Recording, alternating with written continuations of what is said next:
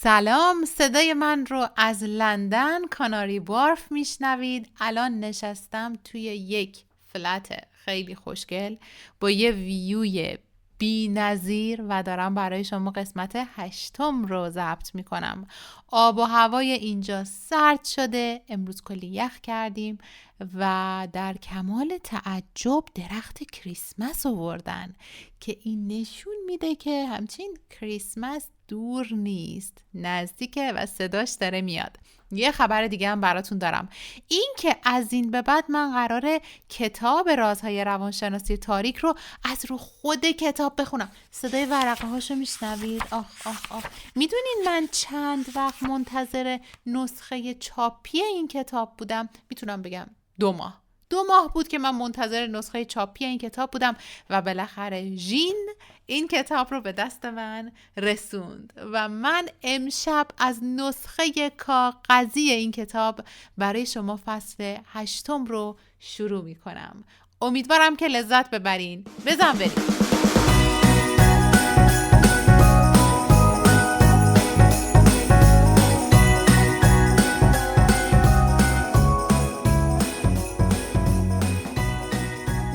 امروز بهتون در رابطه با تفاهم یه سری هینتا و یه سری نکته ها بدم. ترکیب جادوی تفاهم. اولین نکتهش اینه که شنونده فعالی باشیم. این مفهوم به این معنیه که گوینده برای تفسیر حرفهاش و پاسخ دادن به سوالات مخاطب زمان بیشتری صرف کنه تا بیان حرفهای خود. شنونده ها در این حالت بلافاصله منظور شما رو درک میکنن و اون رو به خاطر میسپارن تا بعداً از اون استفاده کنن. شنونده ها علاقه دارن که با طرح سوال و توضیح و تشریح اون متوجه مفهوم مد نظر فرد گوینده بشن. در مفهوم عملی تر بسیاری از مربیان از این روش ارتباطی استفاده می کنند. نتیجه این شیوه ارتباطی اینه که فردی که تحت آموزش قرار داره باید احساس ارزشمند بودن و شنیده شدن داشته باشد. شنونده فعال بودن خیلی کار سختیه. یعنی اینطوری نیستش که ما بگیم من فردا میخوام شنونده فعال باشم. مستلزم اینه که ما یه سری از رفتارها، خصوصیتها و عادتهای خودمون رو هم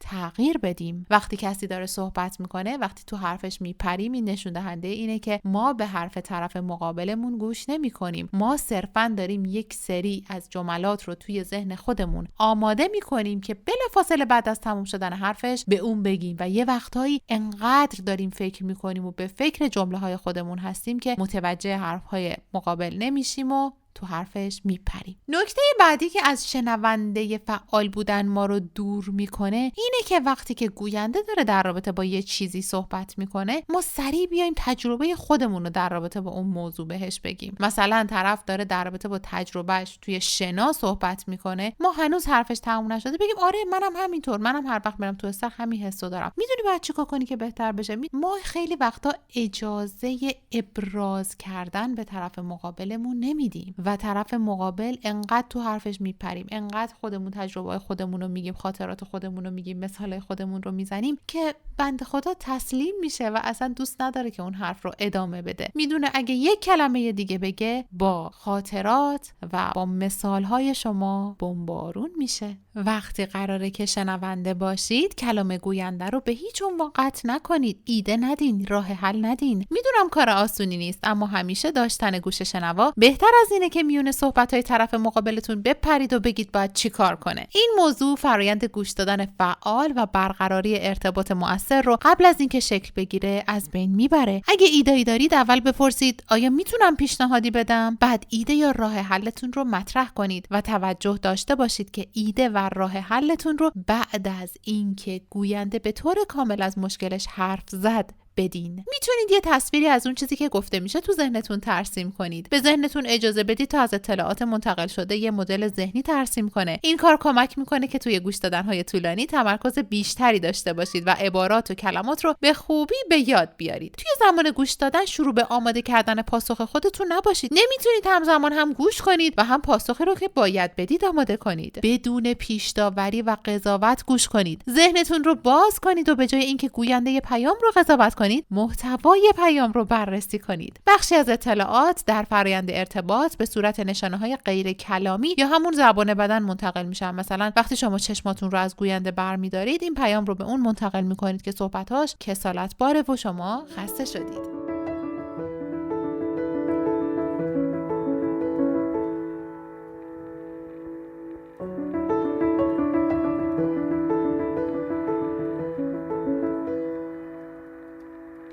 علاقه قلبی گاهی اوقات از اون با عنوان تلپاتی یاد میشه، چرا که فرد توی این حالت قادر حرفهای بیان نشده طرف مقابل رو بشنوه و اونها رو تفسیر کنه، علایق و اعمالش رو پیش از رخ دادن عملی بدونه، فکرش رو بخونه و حقیقتاً به الگوهای جهانی شناخت فردی دست پیدا کنه.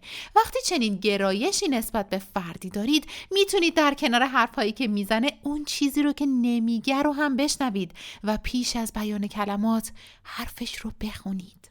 در این حالت شما تصویری از شخصیت فرد متقابل و طرز فکر اون خواهید داشت. لبخند. مردم به دلایل مختلفی لبخند میزنن و بیان شادی تنها یکی از این دلایله. انواع مختلفی از لبخند وجود داره و از میون اونها میتونیم به لبخند واقعی، لبخند متفکرانه، لبخند از سر ترس، لبخند از نفرت، لبخند ترحم‌آمیز، لبخند ستمگرانه اشاره کنیم. دنیل مکنیل نویسنده کتاب چهره یک تاریخ طبیعی در کتاب خودش اینجوری میگه که لبخند زدن یک امر طبیعیه و حدوداً از اوایل تولد کودک نمود پیدا میکنه. اولین لبخندهای کودک 2 تا 12 ساعت پیش از درک کودک از لبخند زدن رخ میده و به نظر بی علت و نامفهوم به نظر میرسه. کودکان به سادگی اون لبخند کوچک رو روی چهرهشون میشونن و به واسطهش باعث افزایش محبت در پیوند خانواده‌شون میشن. تون، آهنگ، ضرب، گام و موارد دیگه همگی عناصر مهمی در تعامل با افراد دیگه هستند. یکی از بهترین راه‌ها برای ایجاد رابطه دوستانه با یک فرد، تلاش برای شبیه کردن صداتون به اون فرده. تلاش کنید که تا حد ممکن کلامتون رو به فرد مقابل شبیه کنید. اما سعی کنید که تا حدی پیش نرید که فرد مقابل متوجه تقلید شما بشه. اگه کسی صدای نرم و آرومی داره، کلام مورد استفادهش هم باید از اون نرمش برخوردار باشه. اگه فردی سریع صحبت میکنه، سعی کنید سرعت کلامتون رو تا جایی که باعث توپق زدنتون نمیشه با اون یکسان کنید. اگه فردی با تون صدای بلند با شما صحبت میکنه، شما هم تا جایی که باعث آزار دیگران نمیشه با صدای بلند با اون سخن بگویید.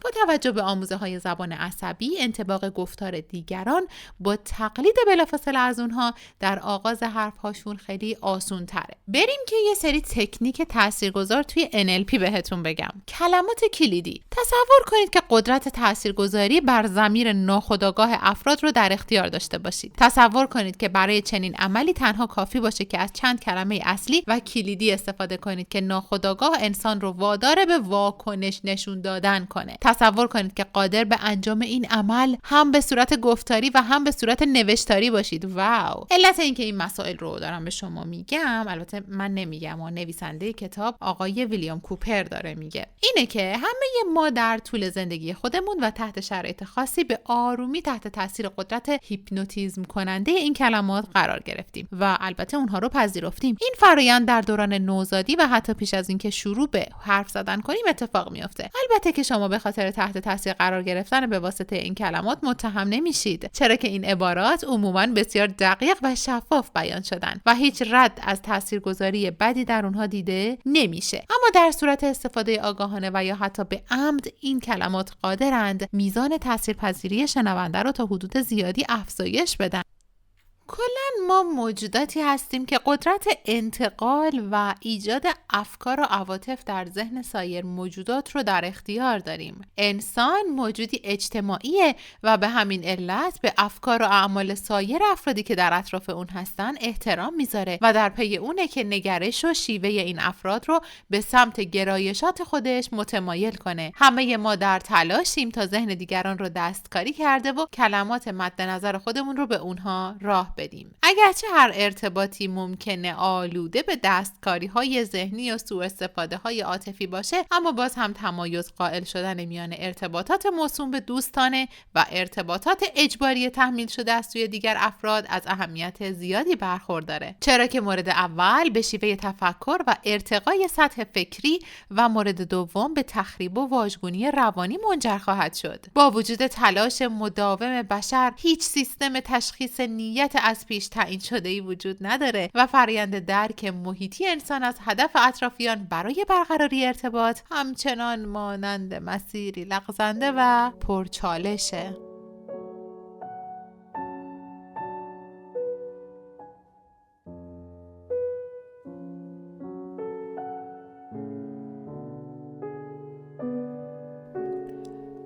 روش‌های تکنیکی بله گفتن. سعی کنید که در برخورد اولیه با افراد چند سوال ساده که پاسخ اونها صرفاً بله است رو بپرسید و همراه با فرد مورد نظر به صورت تأکیدی واژه بله رو تکرار کنید. هر بار باید حداقل 3 سوال با جواب بله رو پشت سر هم بیان کنید. مطمئناً توی این روش هم نباید زیاده روی کنید. پس با سوالهای عمومی شروع کنید و یا سوالات رو به محدوده اختصاصی ویژه‌ای محدود کنید. با حرکت آرام سرتون و گفتن بله درسته در حین صحبتاتون طرف مقابل رو تشویق کنید. اگه سوالی که نیاز به گرفتن بله تو اون دارید رو نمیخواید به طور مستقیم بپرسید، اون رو مثل سوالای مشابه دیگه در همون حوزه ها پیدا کنید.